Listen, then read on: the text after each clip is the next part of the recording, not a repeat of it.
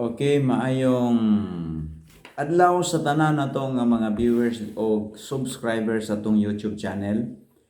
Nining taknaa sa kabuntagon, buntag karon sa paghimo nako sa video o nga akong tinguha mao nga kining atong nanghitabo sa palibot karon ato ning matagaan og dako kaayo nga luna, no? Sa hinungdan nga niya kita sa kalibutan karon nga ingno nato pananglitan nga mura og di na masabtan ang dagan mga higala o nga natong isgutan karon unsa kining mark of the beast, no? Unsa kining marka sa gitawag nato og mananak, no? O nga akong pagampo nga niining ato ang pagtuon atong masabtan ang pinaka mga lintunganay o gamot ug hinungdan sa mga kamatuoran nga niya diri sa Biblia nga atong mabasa, no? Dunay gitawag og tulo ka view, no? Tulo ka view kining gitawag nato og sa mga theologian. Dunay tulo ka view nga gibarugan. Una kitang gitawag og pre-trib. So muni ang ginabarugan sa daghang mga baptist ang pre-trib. Ikaduha kining gitawag nato og mid-trib, no? Kanang tunga-tunga o post-trib, no? Tulo na ka view, no? Tulo na ka view sa kung mag-study ka sa theology, labaw ta na sa eschatology nga subject, dunay tulo na ka view nga gibarugan sa mga theologian na pre-tribulation, meaning to say sa dili pa mo abot ang Great Tribulation period, dunay daghang nagtuo nga dunay rapture nga mahitabo.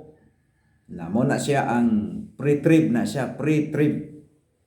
Ang mid-trib nagtuo kining mid-trib tunga-tunga sa tribulation, dunay rapture nga mahitabo. Unya ikatulo nga view sa theological study sa eschatology, post-trib, nga human sa dakong kasakitan usa mahitabo ang rapture. So kana nga mga view sa post-trib murag tan-aw nako murag layo na punto, no? So kini pong pre-trib layo ra po kay tinuod. Munay hinungdan nganong dunay daghan kaayo nga mga baptist nga nagkompromise. Dunay daghang mga baptist karon nga wala nila huna-huna nga niining panahon na karon sa ato ang pagtan-aw sa pandemya, accurate kay sa gisulti sa Bible diha sa Revelation chapter 13, no?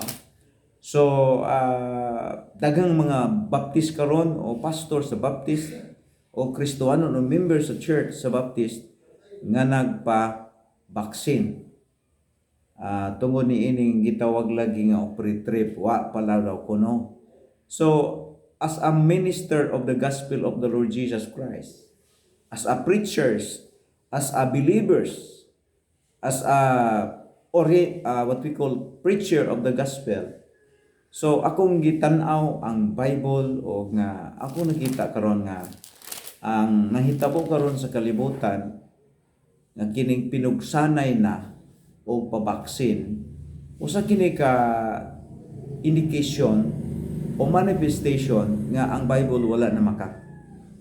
So sa ako, kung inyo kong pangutan-on, unsa may gibarugan nimo pastor? Naaba ka sa pre-trib, naaba ka sa mid-trib, naaba ka sa post-trib. So ang akong gusto is na ako sa mid-trib, mid-tribulation, no? Buti pasabot ang church maka-encounter o ang mga believers makasinati sa gitawag o tribulation. O kung imo makita ang gitawag ang ang church mo undergo siya sa gitawag og tribulation. O I believe nga this is a moment of tribulation. Kini na ang panahon sa gitawag og tribulation. Okay? Ang church naapaman, no? Naapaman ang church. Naapaman ang mga believers, pero ngano ang persecution karon nagpadayon man. Now, akong i-prove sa inyo ang gitawag na to Bible truth kay daghan lagi sa mga Baptist karon nga nag-compromise o gani sila nagpabaksin kay tungod lagi sinungdan nga gusto silang makalakaw-lakaw. So sa akong nakita usa kini ka dako kaayo nga paglingla, no? Paglingla sa kadaghanan. Kay kung imong mabasa ang Bible, ingon si Apostol Pablo nga we are a partaker of Christ's suffering. Kung sa'y gisulti sa Bible, matupan niya, ingon siya busa, ingon siya sa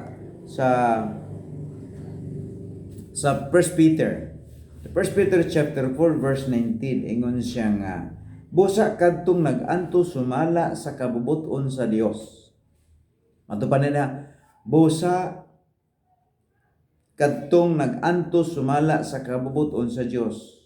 So, naay pag-antos, naay suffering nga ma-encounter sa mga believers, naay great revelation period, and this is the day, this is the moment of the tribulation. Ngano may untag tribulation ni pastor tungod kay ang gobyerno karon nag-impose sa gitawag og mandatory vaccination,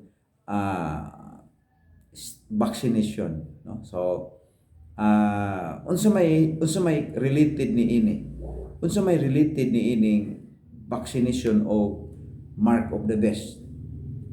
So kung mo research ka sa internet, sa mga YouTube, suban pa diha nga mga video, makita nimo dunay mga naga-sulti mahitungod sa vaccine nga it is a nanotechnology o naa na diha sulod ang biochip, no? Nana diha sulod ang biochip. So buti pasabot ako nagtuo ani nga 50-50. Posible nga naa, posible nga tinuod. Nga naa diha o nga sa akong gibasa sa Bible tungod kay daghan naman karon nga mga balaod nga di ka kasulod sa tindahan kung wala kay vaccination ID. Dili ka makalakaw kung wala kay vaccination ID. That is the reason nga ang mga Baptist napugos sila og vaccine tungod kay mga estudyante dili sila ka-UGT kung dili sila mabaksinan. So ingon ana no ka puguso ang maong gitawag nato og kahimtang sa vaccination state sa ato karon nga kalibutan, no? So imong makita sa Biblia nga sa the book of Revelation chapter 13, ako ning isgutan, dunay pagka similarity, dunay pagka mayong ug dunay pagka gitawag pagkatukma nga aduna nay pagpuguso, aduna nay pagpamugos.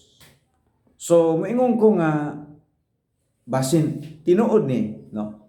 Basin tinuod ni ug mo na nga ang Kristohanon sa ato karong kapanahonan, moingon ko nga naa ako sa mid-trib nga ang mga Kristohanon makatilaw pa gyud ni ining gitawag og tribulation. Nayon ang Bible sa Revelation chapter 13 verse number 16, ingon pa dinhi, gipugos sa mananap nga mapatikan ang tanang tao.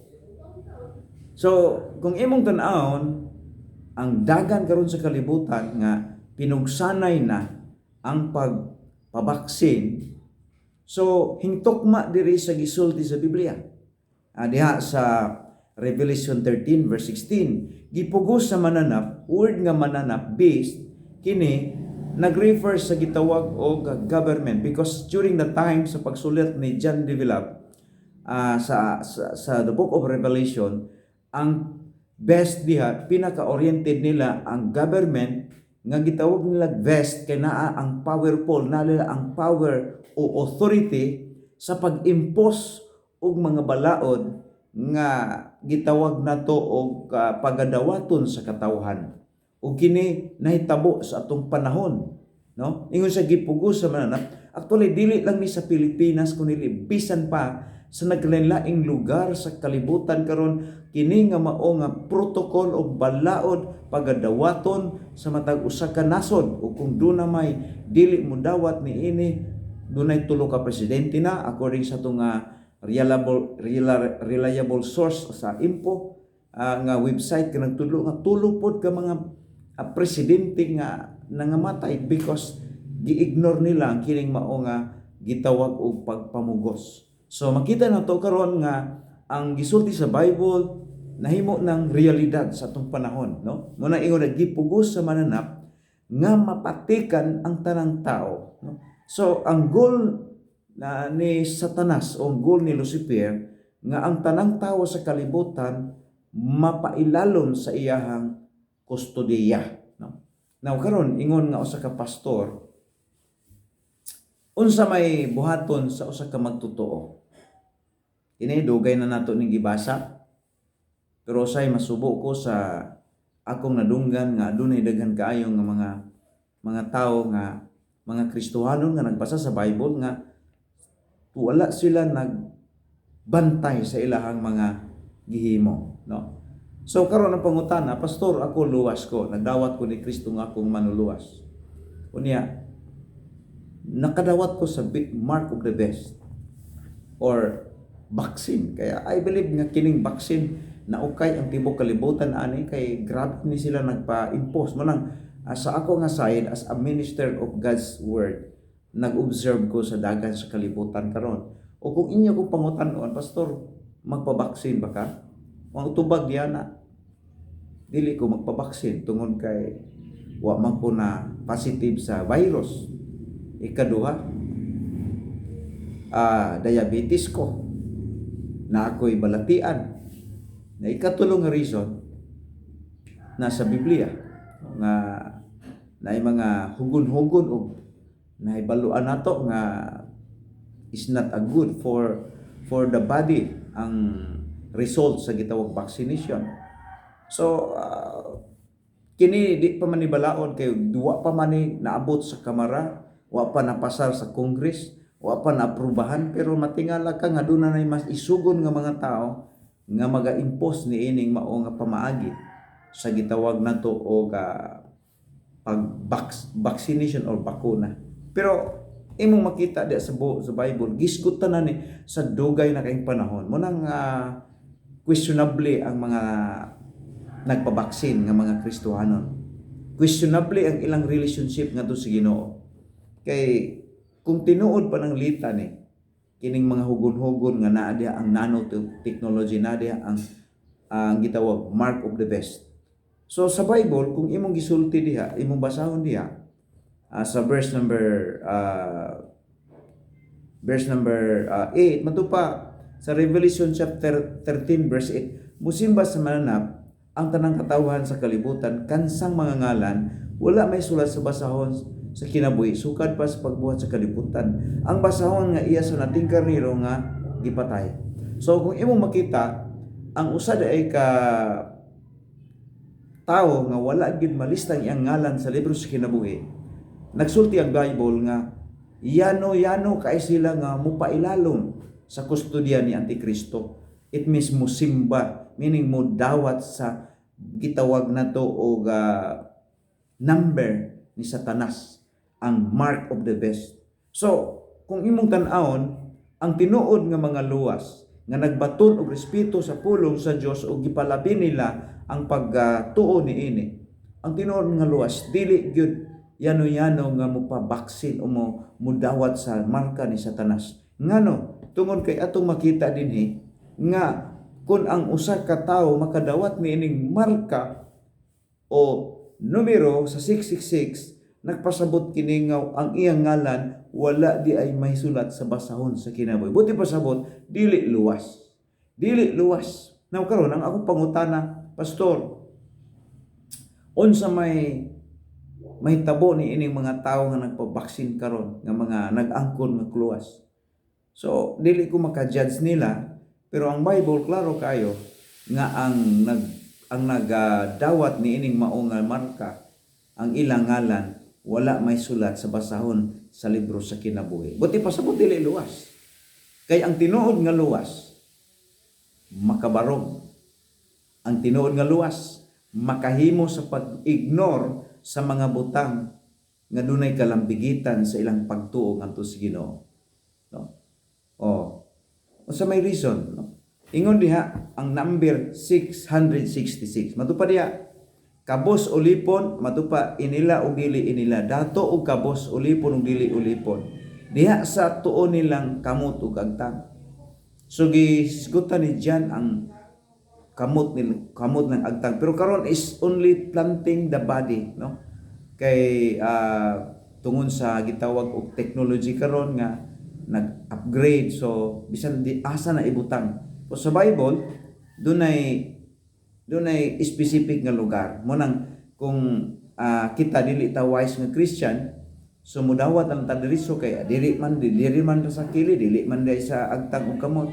Pero sa atong nakita is basta matupok sa imong lawas nagpasabot kini, no? Unya ngano man nga kung dili ni pananglitan mao mailag dili dawi kung matinuod ni kay ngano man pinugsanay naman, no? Kalang word nga gipugos, meaning to say gipugos sa tupad di ka ganahan unta pero napugos ka kay need ko no. Pero ang alang sa mga tinuod nga nagtuo sa Biblia, mas palabihon nila ang pagsakripisyo alang sa Ginoo kaysa pagtolerate sa mga butang nga atong makita nga nasulat na sa Biblia o gisgutan na sa daghan sa pipila na ka mga preacher nga atong nasabtan nga kining tanan mga katumanan sa propesya sa Biblia. Muna nga sa atong karong kapanahonan daghan kaayong nangasayop, naghulat pa sila og rapture. Muna nga nagpabakuna sila, nagpabaksin sila kay wa pa labi na hitabo ang rapture kay lagila naasla sa pre-trib daw be kung mid-trib day karon.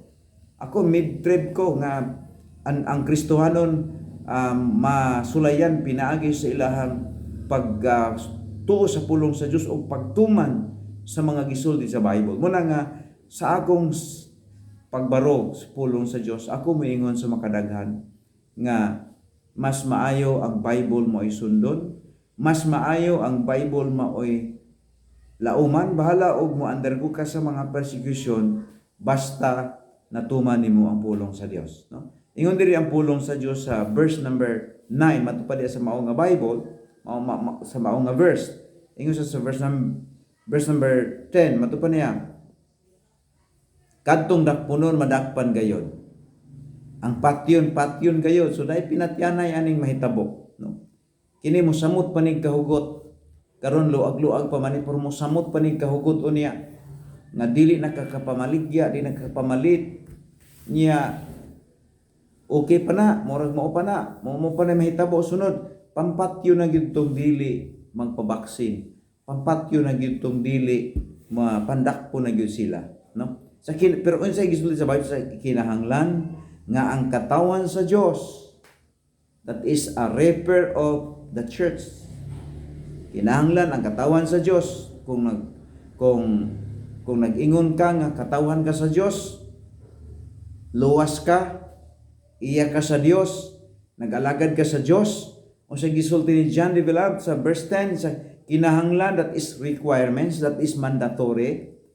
Ingon sa kinahanglan nga ang katawan sa Dios mulahutay og magpabilin sa pagtuo. Meaning to say, mulahutay ka sa pagtuo sa pulong sa Dios, mulahutay ka sa mga persecution, mulahutay ka sa mga gitawag mga pag-antos diri sa kalibutan mo na pag antos ni kining dili na ta tugutan nga mosimba, wa nay fellowship, that is a suffering of the church. That is the suffering of the people of God. Katong mga Kristohanon nga nagtrabaho sa mga planta, unya gi-require sa ilahang company o planta nga magpabakuna. That is the suffering of the Christian. That is the suffering of the people of God. Nya sa may buhaton nila, we need to ignore that kinds of kinds of vaccination. Munay pahit din eh. Estudyante, dili ka ujitig kung walay baksin, dili mabaksinan. That is suffering of the believers. Kinahanglan makasabutan niya na, mas maay nga nagsuffer ka tungod ni Jesus Christ kaysa midawat ka sa marka sa 666 mga higala. No? Ako, po pananglitan si Pastor Iramis, pasirad-an ng eskwelahan o uban pa nga mga nga gitawag nato mga persecution nga atubangon nato sa unahan. Wata ka ba sa unahan unsay mahitabo nato. Pero mas malabing maayo nga mamatay ka nga naa sa pagtuo. Mamatay ka nga nagsunod ka sa pulong sa Dios kaysa buhi ka nga di pa nag-iya na kani Satanas, nalingla kani Satanas. Ingon ang pulong sa Dios. Akong pasahon kini usa kini sa pinaka-importante nga mahibaluan nato diya sa ikaduhang Timoteo kapitulo 2 bersikulo 11. Ingon ang Biblia, matuod gayud ang giingon, kung mamamatay kita uban kaniya, si Kristo maning kaniya, mabanaw usab kita uban kaniya. So kung imo makita ang mga Christian, ang mga believers o members sa church, dili kay ang ato ang pagka-membro sa church, ingon nga tao sa Dios, dili asiting pretty ta. Gipahibalo ta daan ni sa pulong sa Dios nga dunay mga suffering nga ato ang maagian. Muna nga ang usa ka tinuod nga luwas niining panahona sa pandemya, dili mo dawat sa numero ni Antikristo, no? Ingon diha, matud pagayod nga giingon, kun mamatay kita uban kaniya, mabanaw usab kita. Kun mamatay kita uban kaniya, mabanaw usab kita uban kaniya. Kun mulahutay kita, maghari usab kita uban kaniya. Kun ilimod ta siya, ilimod usab niya kita. 13, kun kita dili magmatinud-anon, magpabilin siyang matinud-anon o dili siya makahimo sa paglimod sa iyang kaugalingon. Buti pa sa buta sa atong nakita dinhi nga ang mga Kristohanon kinahanglan gyud nga di gyud mo dawat sa numero ni Antikristo. Unsay obligasyon sa mga Kristohanon sa church era? Dili ta mo dawat sa numero ni Antikristo. Ampingan nato ang ato ang pagka-Kristohanon. Bahala man kung kita pagapatyon. Bahala man kung kita pagayamiran. Bahala man kung kita pagasakiton. Ang tao sa Dios, ang tinuod nga luwas, magpabilin sa pagtuo sa pulong sa Dios hangtod sa katapusan nga gininhawa o tinulo sa iyahang dugo. Higala mao kini ang inyong ubos nga alagad. Nagahatag kaninyo encouragement kay niining panahon na karon ang vaccination is very rampas sa atong palibot. Di lang sa atong palibot ug bisan pa sa tibok nga kalibutan, pero ingon nga usa ka minister sa Word of God, ayaw mo og dawat sa numero ni Antikristo. Kay sumala pa sa mga video nga atong na research diha sa mga info nga atong nakuha, dokumentado nga naa na diha ang nanotechnology, naa na diha gisulod sa vaccine ang numero ni Antikristo. So 3 to 6 months na ay observation sa tao nga mabutangan nga naay anxiety o anxiety, kanang naay imbalance sa iyang pangunahuna o nga sunod unsay buhaton, sunod unsay idikta. So di na ka makahimog desisyon nga imong kinaugalingon. So kuyaw kay kana, that is a somebody nga nagkontrol. I believe nga that is the Antichrist. That is the Antichrist power to lead to those who receive the mark of the beast. Salamat og akong pagampo nga niining pipila ka minuto nakahatag kita og output ninyo mahitungon sa mga butang nga posibleng mahitabo niining panahon sa church era. Pangutan-on ta mo, pangutan-on ko ninyo mga pastor, unsa may view nimo? Akong view naa sa mid trade ta. Ang church makaambit sa gitawag og persecution or great tribulation og karon mao na ang sinugdanan sa tribulation. Daghang salamat ug Ginoo magapanalangin kanatong tanan.